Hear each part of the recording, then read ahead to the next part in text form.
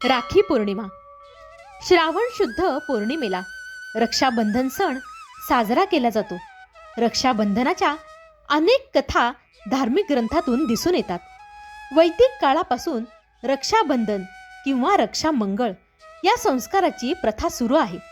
देवराज इंद्राच्या पत्नीने आपल्या पतीच्या मनगटावर एक दोरा बांधला व त्या दोऱ्याच्या सामर्थ्याने वृत नामक राक्षसावर इंद्राने सहज विजय मिळवला. या घटनेची स्मृती म्हणून मनगटावर राखी बांधण्याची प्रथा सुरू झाली असावी. इतिहासात आपल्या रक्षणासाठी अनेक स्त्रियांनी राजांना राखी बांधल्याचा उल्लेख आहे.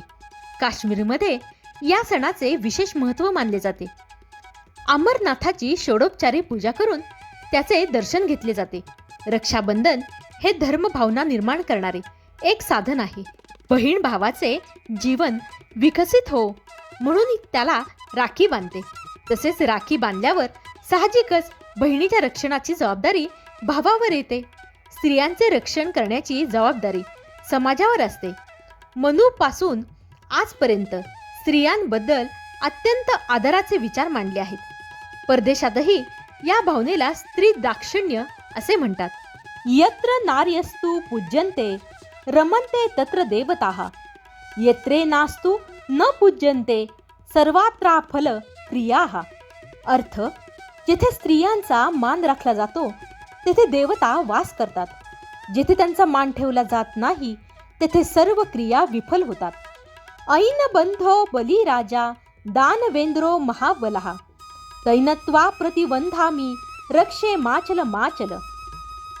या मंत्राने उपाध्याय लोकांना राखी बांधतात. भाऊ बहिणींचे प्रेम हे अत्यंत पवित्र असते.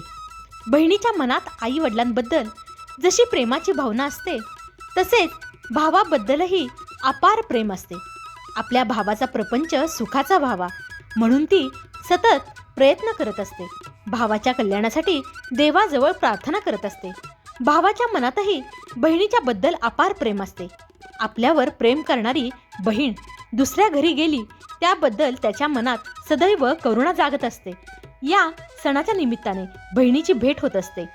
समाजात सर्व स्त्रिया आपल्या भगिनी आहेत आणि सर्व पुरुष आपले भाऊ आहेत याची जाणीव समाजाला वाटली पाहिजे.